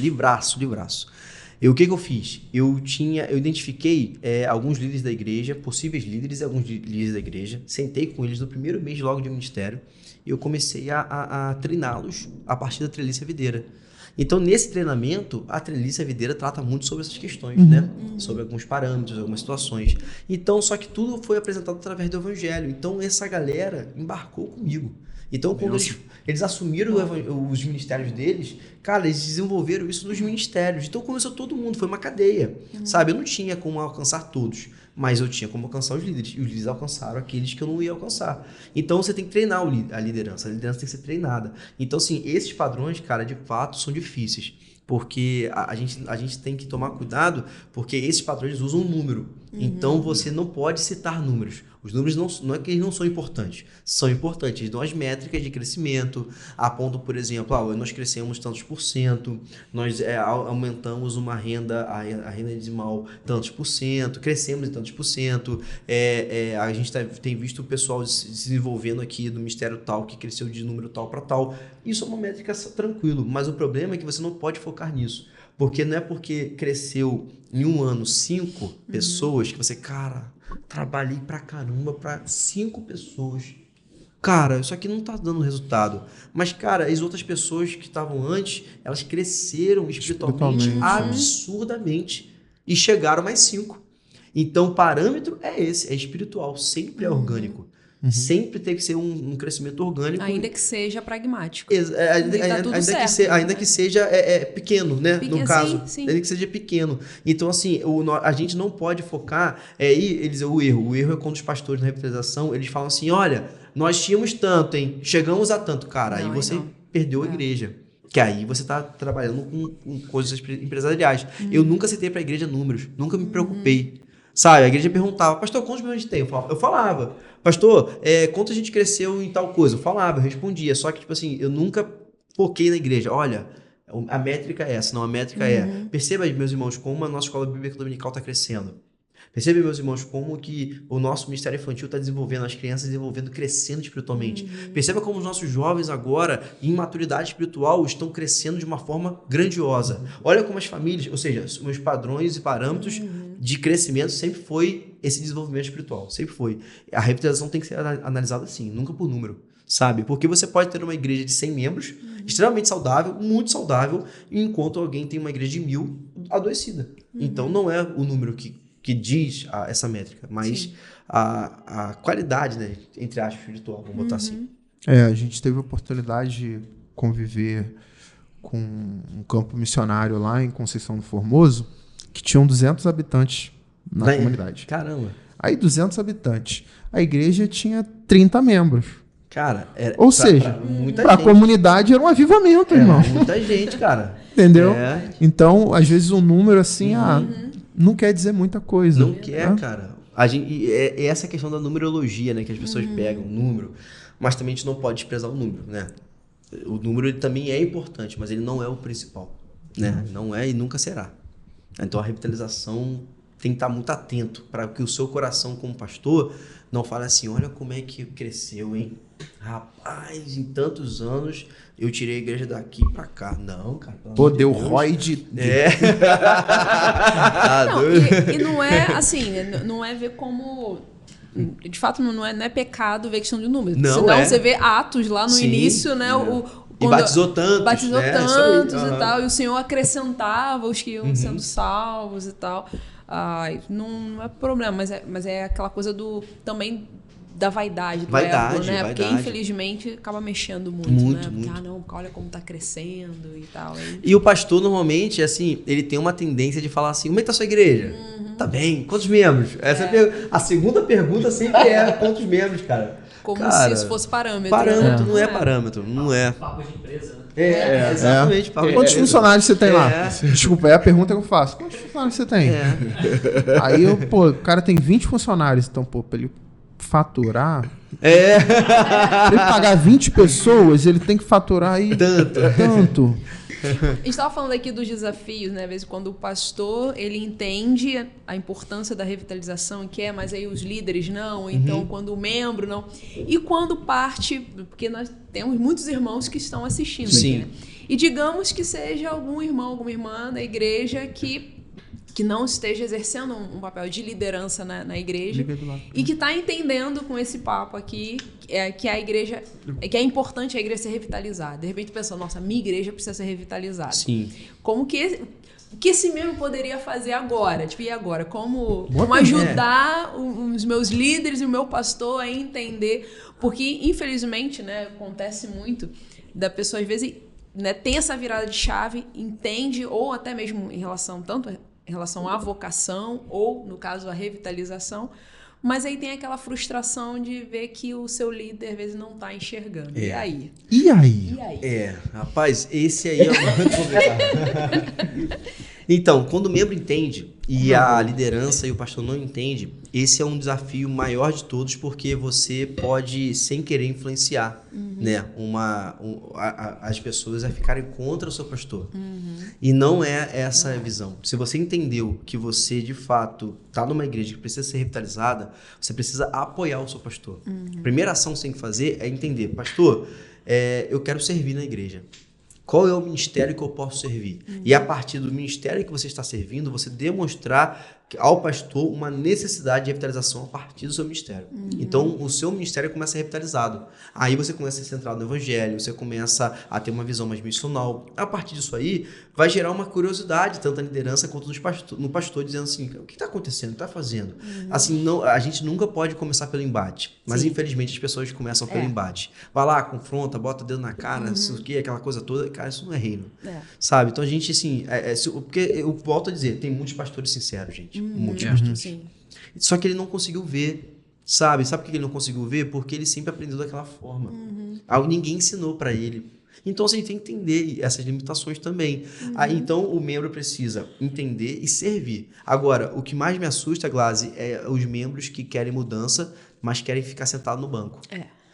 Eu quero mudança. Não, isso aqui não tá bom. Sim. Mas o cara tá sentado, não faz nada. Então, se você quer uma Só mudança... aponta os erros, né? Então, assim, o pastor não ouve quem não serve. Não adianta. Eu tenho muita dificuldade de ouvir crítica no sentido de pessoas que não servem. Tipo assim, pastor, tem que mudar tal coisa na igreja. Eu falei, tem sim. E você vai me ajudar? Tipo assim, cara... Se tem um problema na igreja e você identificou, cabe a você me ajudar. Só que as pessoas apontam e jogam pro seu colo. Cara, não é assim. Então, assim, se você realmente tem uma dificuldade, se o pastor tem uma dificuldade, você tem que servir. Tem que estar dentro do ministério, caminhando com ele, ajudando. É aí que você começa a indicar literaturas, aí você começa a indicar alguns vídeos. O objetivo de eu ter feito esses reels que eu tenho feito, essas postagens, é para ajudar pastores, líderes e membros. O meu objetivo é esse, sabe? Tanto que alguns membros já me procuraram no privado, falaram assim, poxa, pastor, isso aqui faz sentido para minha igreja, como é que eu faço? Eu vou, respondo, ajudo, legal. sabe? Então, assim, envia algum vídeo, pô, pastor, olha só que interessante... Compra um livro pro pastor, sabe? Compra um livro, por exemplo, do Igreja Central. Esse é muito grosso, né? Vai assustar os caras. Não pode assustar o pastor. Não, né? Não, pastor não. Não Ó, pode, o pastor Pode fica assustar, assustado. Com um Tim Keller na capa. Um livro de 400 páginas, ele tem que glorificar Deus. Verdade, ganhar um Tá livro ganhando desse, membro, tá não. ganhando membro. Pô, ganhando membro, cara. Então, olha só, se você quer comprar, abençoar o seu pastor, eu vou indicar 2 livros para você. Vamos lá. Primeiro, A Igreja Centrada, do Timothy Keller. Esse livro você precisa comprar pro seu pastor e dar na mão dele. Não manda ele comprar. Abençoa ele no aniversário dele, pelo amor de Deus. Precisa dar gravata. Gravata não, pelo amor de Deus. Doido, gravata. Isso não é presente, não. Isso aí é. Ó, e outro livro. Acho que é Igrejas que Transformam o Brasil. Deixa eu ver se é esse nome aí. Alguém me ajuda? A Igreja que Transforma o Brasil, do reverendo Sérgio Queiroz, né? Que ele trabalha essa questão toda sobre... O interessante do reverendo Sérgio Queiroz é que ele fez essa é uma dissertação dele do mestrado com Ed Stetter, que é um grande missiólogo dos Estados Unidos. Só que todas as questões de missiologia, de igreja missional, todas estão centradas numa questão americana. Isso. Então, o que ele fez? Ele pegou tudo que é americano e trouxe para o nosso contexto. É isso aí mesmo. legal. Igrejas que transformam o Brasil. Igrejas que transformam o Brasil. bom. Esse livro aqui, ele ainda vem um acompanhamento para treinamento de líderes. Olha só, esse aqui é sensacional. muito bom. Eu fiz um Caraca. treinamento com os meus líderes dele. Ele tem um treinamento que é para o pastor ler e um bloquinho para os líderes. Sensacional. Então, se o membro quer ajudar, cara, começa com esses 2 livros. E não é caro. Não é caro. Esse é verdade. baratinho. Não É isso aí, não é. Verdade. Ó, o pastor vai ler, ele vai entender, por exemplo, uma necessidade de mudança. Por exemplo, a oração é uma coisa que eu aprendi com o Sérgio Queiroz, mas eu aprendi também na City to City, que o Keller também fala sobre isso. A gente fala de oração é muito importante, Sim. fundamental para o processo de revitalização. Só que existe a oração de manutenção e a oração de linha de frente. A oração de manutenção é essa oração que a gente faz. Senhor, obrigado porque nós estamos aqui. Tá tudo muito bem, não mexa com a gente. Essa é a questão de manutenção. Pô, tá muito tranquilo, cara. Senhor, tá tudo bom, Senhor, não precisa mudar não. A oração de linha de frente, que a revitalização faz, é uma oração, Senhor, nós não queremos permanecer como nós estamos. Nós ansiamos te conhecer mais. O objetivo não é crescimento, é desejo de conhecer o Senhor. Ao conhecer o Senhor, tudo vai ser transformado na igreja. Então eu quero conhecer o Senhor mais, eu quero ter experiências com o Senhor. Nós queremos que a igreja avance em santidade, nós queremos que a igreja ela caminhe de uma forma diferente, então nos mostre, ilumine as nossas mentes através da palavra, para que a gente entenda a sua vontade. Essa é uma oração de linha de frente.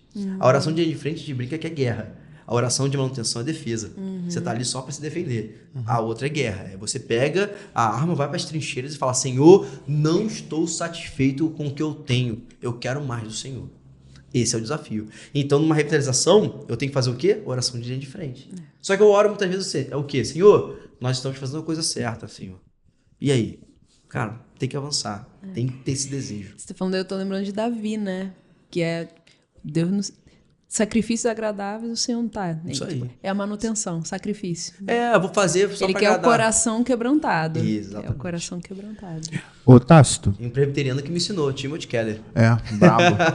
Tem uns presbiterianos bons, cara. Bom pra caramba! Verdade. Bom pra caramba. Esse negócio de ficar chamando presbiteriano de sorveteriano, isso é errado, cara. Isso é errado, cara. Como me disseram uma vez, você tá conhecendo os presbiterianos errados.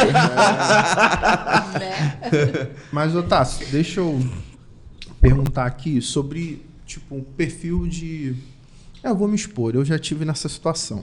De ser um cara que sugeriu uma revitalização, sugeriu uma mudança, e eu não tive o mínimo acolhimento sobre o assunto, né? Tentei durante anos e anos. Eu não vou contar o resto da história, mas eu quero ouvir a opinião do Tácito. O que você recomenda? Porque eu tenho, assim... bons amigos que estão nessa situação. O que você recomendaria? Procure uma igreja saudável, porque essa não é mais. Infelizmente. Se você já orou, se você já se esforçou, já fez o que você pôde para servir melhor e nada mudou, então tá na hora de você procurar uma igreja saudável, urgente. Senão você vai caminhar muito mal, sua família vai perecer. Então, assim, infelizmente, cara, não tem... Assim, o correto sempre é a gente lutar primeiro, nunca é desistir. A gente tá ali para investir, para que as coisas mudem. Só que tem gente que não quer. E tem pastor que eu converso e falo, não quer. Tem pastor, por exemplo, que me critica porque eu faço revitalização na minha igreja. Não pode. Falei assim, cara, mas a sua igreja está morrendo. Não, mas está morrendo, mas morre para a glória de Deus. Olha só, cara. Morre para a glória de Deus, porque nós somos fiéis à tradição. Não, você é fiel ao tradicionalismo.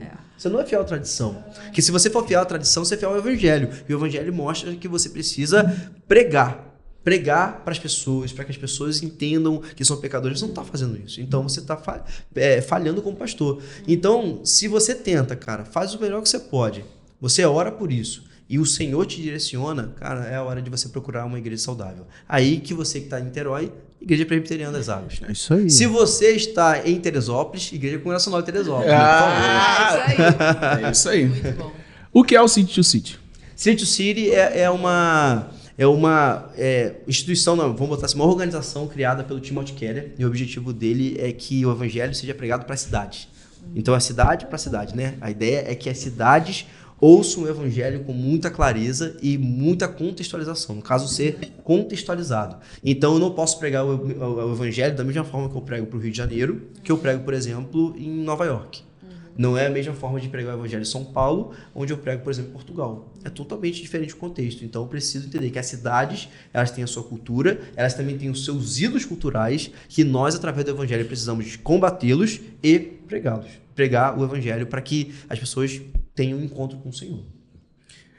É muita informação, né? Qual a verdade? É muita glória. É muita glória. Então, ele falando sobre os ídolos culturais. E a gente, assim, irmão, isso passa e a gente nem percebe. E a gente faz muitas perguntas, né? Você estava falando no início, né? Que a gente está respondendo perguntas que ninguém está fazendo.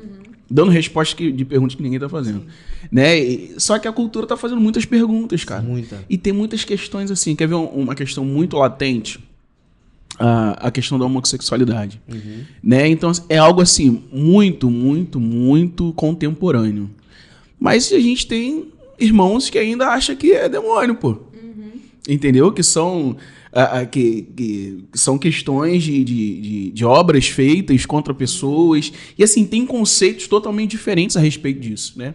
Graças a Deus a gente tem muita gente se levantando, falando sobre isso, né? Mas às vezes a gente não conseguiu ainda entender o que está acontecendo ao nosso redor, pô. Quem fala muito sobre isso, cara, e com muita clareza, é o David Hacker. David Hacker. Cara, muito bom. Muito bom. Ele é da IP Alpha. Isso aí. Sensacional, cara. É um camarada que fala com muita clareza sobre isso. A grande questão é que a gente precisa entender que isso é pecado, cara. É um pecado. É um pecado como qualquer outro pecado e precisa ser tratado segundo o evangelho. E isso faz muita diferença. Irmão, isso faz muito... É um exemplo específico, né? Eu sei porque é um exemplo que foi muito caro para mim um tempo atrás, né? Eu trabalhava e tinha um rapaz lá que ele era assumidamente homossexual. Ele falava, Daniel, eu já fui em todas as orações, todas as vigílias do estado do Rio de Janeiro, pô. Uma vigília famosa, fui em igreja tal, assim. E isso não sai de mim, cara. Não sai de mim. Quer saber, eu orei, Senhor. Ele tinha tentado suicídio, né? Isso é muito comum dentro dos irmãos que creem em Cristo, né? Mas tem essa inclinação, né? Esse desejo. Ele falou, cara, eu sei que eu vou pro inferno e eu vou viver assim. E assim, pra mim isso foi escandaloso. Ele fala isso, mas foi mais escandaloso ainda eu não ter resposta. O que eu vou falar pro cara? Assim, a gente trata como um super pecado, né? E essa é a questão, sabe? Aí não, o cara é um caloteiro, mano. Entender. A gente trata como, não, ele só deu um calote. Entender, né? Hoje a gente tem esse entendimento, cara, você não é o seu pecado. É identidade. Você não é a sua sexualidade, entendeu? Você é alguém fora isso. Você é filho de alguém, você é irmão de alguém. E esse clamor contemporâneo, né? Eles se resumem nisso. Sim. Se a pessoa é homossexual, não, ela é homossexual. Só que ela não é isso, pô. Não é só isso. Entendeu? É mais, existe uma identidade, existe uma pessoa, existe uma história. né? E o evangelho vem para essa pessoa. Exatamente. Porque é isso que você falou, é pecado. E como é que a gente resolve o pecado? O evangelho. E só o evangelho que nos dá identidade em Cristo, né, cara? A gente, às vezes, fala assim, não só isso, cara, na questão da homossexualidade, mas, por exemplo, muitos pastores têm a sua identidade no ministério, sabe? Por exemplo, teve um dia que eu tava no balcão da minha farmácia, aí eu cheguei um dia pro cara, falei bem assim, eu tava anotando o nome dele, falei assim, qual é o seu nome, senhor? Aí ele falou assim, Pastor João. Aí eu falei, João. Eu fui corrigir, João. Ele, não, Pastor João. Eu falei, não, João. Seu nome é João, pô. Eu não vou cadastrar Pastor João. Não faz sentido, entendeu? Então, assim, a identidade dele era o ministério. Não é. Entende? A gente trata isso. Por exemplo, a missionária Glaze. Não é missionária. Glaziele. Aí, no reino, ela executa a função de missionária. E beleza. Tácito, reverendo Tácito. Obrigado por isso. Me senti agora um presbiteriano, cara. Caramba, que legal. Mas, Tácito, assim, quais são as perguntas que a cidade de Teresópolis tem feito hoje? Que você, como igreja lá, tem conseguido responder? Para onde você tem trabalhado, assim, se comunicar com a cidade? Quais têm sido os seus desafios, irmão? Meu irmão, para falar isso, até pode soar um pouco arrogante, tá? Peço perdão se soar, mas longe disso. A grande questão é que a cidade lá, ela tem algumas igrejas muito saudáveis lá, mas na sua maioria tem igrejas que não tem não tem teologia saudável. Então, eu entendi que nós, como igreja, precisávamos nos colocar numa posição, naquele momento, de uma igreja centrada no evangelho saudável, para que as pessoas pudessem encontrar um refúgio daquilo que, por exemplo, elas veem na internet ao ouvir o Augusto Nicodemos, ao ouvir o Jonas Madureira, entender que isso é real. Você pode ter uma igreja que prega o evangelho de forma saudável também perto de você. Então, a gente começou a entender que esse processo de uma má teologia estava trazendo um malefício para a cidade inteira, sabe? A cidade inteira estava caminhando numa teologia ruim, sabe? Uma teologia de coach, prosperidade. E o meu start foi um dia que eu estava no Instagram, zapeando no Instagram ali, aí de repente apareceu um reels de um cara fazendo uma parada lá num cemitério, falando não, porque se você fizer um pix de tal coisa, aquela coisa toda, aquelas coisas que a gente já ouve. Eu falei, cara, eu conheço esse lugar, cara.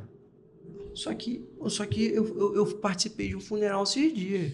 Cara, isso aqui é Teresópolis?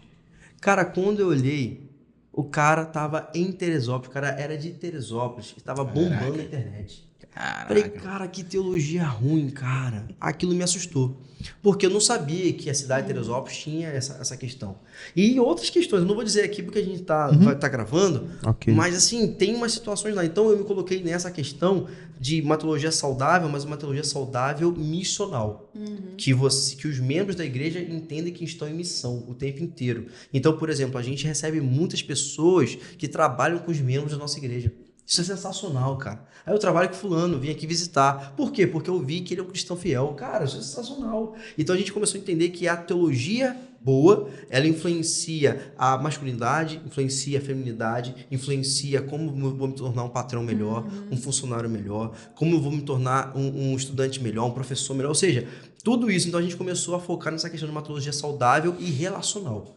Esse foi o ponto que a gente estabeleceu, a gente começou a desenvolver na cidade. Então, começamos a crescer nessa perspectiva e servindo em outras áreas, como ação social. Mas o foco, de fato, é numa teologia mais saudável e relacional. Não é a igreja ser encastelada num ponto e se isolar. Não, a gente dialoga com a cultura, conversa com as pessoas. Tanto que o culto lá na igreja é um culto bem, bem formal. Sabe, um culto bem informal. Eu não prego de terno. O meu presbítero, por exemplo, às vezes vai para a igreja de bermuda. O meu diácono, por exemplo, vai para a igreja de bermuda, tem o braço fechado e tatuagem, sabe? Muito informal, cara. Só que a gente é uma igreja simples, mas centrada no evangelho. É isso que a gente quer. Né? Exatamente. Esse é o ponto. Não, e assim, né, quando a gente fala sobre a igreja saudável e tal, parece que é algo contemporâneo, algo novo, mas quando a gente olha as cartas de Paulo, a gente estava falando sobre isso, né? É isso. Fala isso sobre exatamente uma teologia saudável. Né? Fala sobre revitalizar as igrejas. As cartas, né, de Paulo era para revitalizar quando as igrejas. Você olha a carta de Paulo aos Colossos, Paulo está dizendo com muita clareza a centralidade de Cristo na igreja. Sim. A igreja Exato. esqueceu a centralidade de Cristo.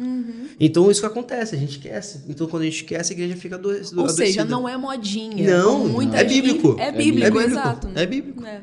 Só que a gente precisa lutar por isso. O apóstolo Paulo lutava. Sim. E lutava mesmo. A gente, às vezes, não luta. A gente faz o que dá certo, não o que é certo. Esse é o ponto. Fazer o que é certo, ele exige de você disciplina, exige de você dependência, exige de você força. Às vezes até, de fato, noite de sono, sabe? Várias vezes eu acordei de noite preocupado com a igreja. Várias vezes. Cara, como é que eu posso glorificar o Senhor melhor, cara? Eu tô preocupado porque eu tô vendo os membros, sabe, caminhando de uma forma... Sabe, quantas vezes eu perdi a noite assim? Poucas. Admito pra você que é pouco, porque eu durmo muito bem. Mas as noites que eu perdi, eu entendia que a dor da igreja, da cidade, sabe? Então, assim, a cidade de Teresópolis, por exemplo, é uma cidade que ela é muito bem falada, né, em relação ao ambiente, às árvores, as belezas naturais, mas ela, em relação à política, ela é muito complicado descobrir lá que vários prefeitos não conseguiram nem terminar o mandato. Em 2 anos foram sair vários. Aí, por exemplo, como que a igreja pode ajudar nisso aí? Cara, com uma teologia saudável, ensinando o que é de fato o evangelho. Aí a gente começou a se envolver, começou a conhecer outras pessoas, começou a chegar membros que de fato tinham contato. Aí, por exemplo, um vereador me conheceu, me convidou para participar de uma questão da Câmara. E a gente foi, entendeu? A gente vai caminhando. Mas é um processo. Eu não posso chegar e falar assim, eu quero fazer essa mudança. Eu creio que Deus vai nos apontar algumas outras direções. Mas nós não sabemos quais. Mas sabemos que devemos ir aonde o Senhor mandar. Amém. Entendeu? Amém. Incrível, irmão. Bom demais. Muita glória. Benção, né? Gente, a conversa pra rever, Caraca, anotar, porque isso muita aí, coisa muita boa. coisa, aqui, muita nossa, coisa muito boa, bom, muita muito coisa bom. boa. Graças a Deus. Então é isso, gente. É isso. Amém? Tá remoendo aqui, né? Tá aqui, tá remoendo, digerindo. também tô aqui, caraca, agora, não sei o que, pera, pão duro, é isso, vou ter que rever umas 3, 4 vezes. Anotando, né? Anotando esse ponto aqui, não sei o que, pode rever. Porque, assim, você tem que ouvir e refletir sobre, né? Anotou e refletir sobre. Não é fácil. Não é, cara. não é uma receitinha de fácil, bolo, pô. não. Não, vai dar certo, então tem que fazer assim, assado. Não é, irmão. Não é fácil, cara. E às vezes as pessoas chegam pra mim e falam assim, cara, isso aqui é muito ruim de fazer. Porque vai contra aquilo que você sempre fez. Sim. E, cara, é isso aí. Bem-vindo Vai ao glorificar o Evangelho. Senhor? Vai glorificar o Senhor? Vai. Então, meu irmão, bem-vindo ao Evangelho. Né? É isso aí. Então é isso, né, gente? Agradecendo Bom, Tácito. obrigada. É um prazer, gente. Reverendo Tácito Lesto, pô. Obrigado, irmão. Um prazer, meu irmão. Foi um prazer. Por estar abençoando a gente aqui. Obrigado você que esteve com a gente até agora. Não esqueça de você seguir o Reverendo Tácito. Não tá escrito Reverendo, tá só não, Tácito. tá Né? mexendo com Então, se você jogar Reverendo, não vai achar. Mas é só jogar Tácito. Joga o Tácito Lesto que você vai achar lá. Isso. Congregacional. O pastor congregacional de Teresópolis, né? A gente agradece ao Senhor por aquilo que Deus ele tem feito na sua vida, na vida da sua igreja. Amém. Quando a gente pintar lá por Teresópolis, a gente vai dar um voo lá. Né? Com Precisamos Com voltar. certeza. Aproveita que tá frio, cara, pra tomar um chocolate quente lá. Meu Deus. Deve Comer, tá doendo, mas levar vou a te- esposa lá pro jantar. Eu vou te falar, esse filho em Teresópolis deve estar doendo, hein? Deve tá nevando lá. Se São Gonçalo tá vindo, imagina. Cara, eu Teresópolis. não sei como é que eu tô, cara. Eu tô de camisa tranquilão, cara. Eu tô Tá de boa. adaptado, né? Eu tô de boa. Marca aqui, da cara. adaptação. Brabo, cara. No início lá em Teresópolis, na primeira vez que eu ia pregar, tiveram que buscar uma meia pra mim, que eu andava sem meia aqui. Meu pé congelou, cara, pro culto. Buscaram uma meia e me deram, que eu não tava aguentando ficar em pé, Pô, cara. imagina. Irmão. Olha aí. Vai se preparando. Brabo. Gente, um ponto importante, antes da gente finalizar o nosso episódio. Esse ano, o Cordas Humanas tem um desafio missionário na Itália. Não é, Daniel? Isso aí. Estaremos indo para a Itália para mobilizar a igreja italiana, justamente com o nosso amigo missionário Bene Stracuzzi. Exatamente. Que pode ser um pontapé aí, né, de despertamento de vocacionados, né, de revitalização de igreja. Todo esse papo aqui tá corroborando, né, com aquilo que nós vamos fazer na Itália, né, Gladys? É verdade. E contamos com vocês, né? Queremos convidá-los a ir junto em oração, né? Financiando. apoiando, mobilizando a sua igreja, porque a gente acredita que a mobilização na Itália já começou aqui, mobilizando a igreja, né, porque são nossos irmãos. Né? E para quem não sabe, a igreja, o evangelho na Itália, são menos de 1% da população. Ou seja, considerado ainda um povo não alcançado. A igreja italiana, ela ainda sozinha, ela não consegue alcançar ainda o seu próprio povo.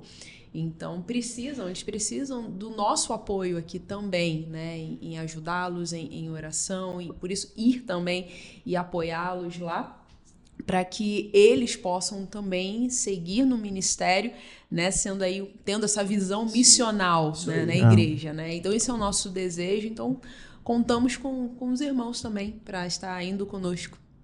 A Gladys falou de 1%, né? Aí você fala, 1% deve ser gente pra caramba. Irmãos, pensa... É porque é difícil falar com números para quem não tem noção dos números, mas são 59 milhões de habitantes. Desses 59 milhões, menos de 1% é pouquíssimo. Para vocês terem uma noção, a igreja presbiteriana na Itália tem 250 membros em todo o país. Todo o país tem 250 presbiterianos. Né? Eu não tenho dados de outras denominações, mas... Uma igreja grande é uma igreja com 50. Exatamente. É uma igreja grande. Me senti tipo a Globo falando, são tantos campos de futebol. Mas é pra trazer pra realidade, entendeu? Porque senão os irmãos não entendem. São pequenas comunidades que, assim, o Tácito aqui citou vários livros belíssimos e provavelmente não tem italiano. Então, uma dificuldade absurda de seminários, uma necessidade de literatura, assim, uma necessidade muito grande, né? Às vezes a gente olha para a Europa e fala, eles não precisam de nada, eles têm grana, né?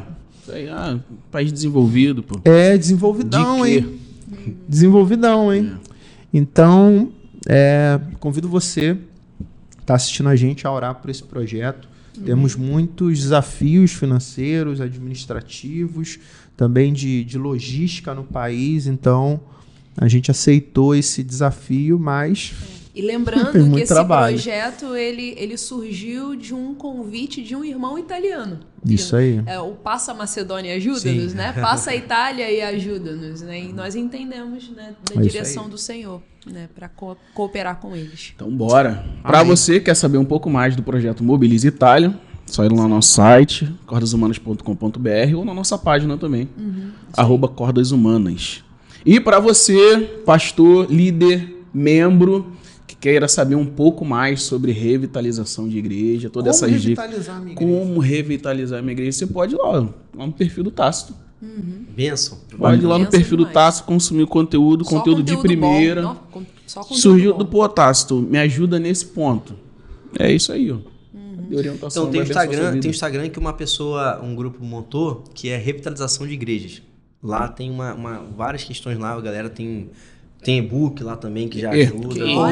Aí não. Tem curso lá, vai lá que a galera vai te passar várias informações. Revitalização de igrejas lá no Instagram. Então já tem um curso. Já tem curso, eu gravei um curso. Mas a gente não falou desse curso, cara. Cara, eu posso falar? Vamos falar. O episódio não vai acabar, não. Terminamos. Não estamos acabando. Pegadinha no malandro. O pessoal que saiu do culto, volta. Pode voltar, irmão, pode voltar. Chama o pessoal que saiu. Tácito, o que você trabalha nesse curso, irmão?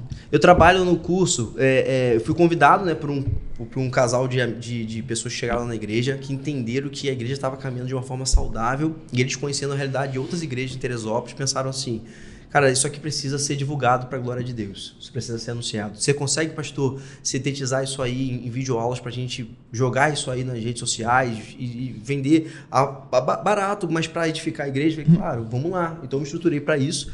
Então são mais de 30 aulas, cara, gravadas. Aí a gente faz 3 módulos. O primeiro módulo é como entender a revitalização e o processo que a sua igreja se encontra. O segundo é se tornando uma igreja missional. E o terceiro é a formação da sua filosofia de ministério. Você precisa ter uma filosofia clara para você conduzir a sua igreja. Então são esses 3 módulos que a gente trabalha lá no curso. E o nome do curso é Curso Revitalizar. E nosso objetivo é glorificar o Senhor e que as igrejas, cara, cresçam, que as igrejas avancem, que as igrejas frutifiquem para a glória de Deus. Então é nisso que a gente trabalha lá. Então, assim, só que esses detalhes é dessa galera. Então, eu só peço, vai lá no Instagram, Representação de Igrejas, e lá tem todas as informações. Bom, ó, Muito bom. os Vai links estar aqui, estarão aqui na descrição do vídeo. Certamente. Então, é só acessar aí. Então, agora foi, né? Agora sim. Então, agradecendo a você que esteve com a gente até o momento, tá? Não esqueça de você curtir e compartilhar esse vídeo para que mais Compartilhe. pessoas, né, conheçam aquilo que Deus ele tem feito através do Cordas Humanas, através da vida do Tasso, através da vida da Congregacional de Teresópolis. A gente agradece ao Senhor, porque Deus, o Senhor é bom e a sua misericórdia dura para sempre.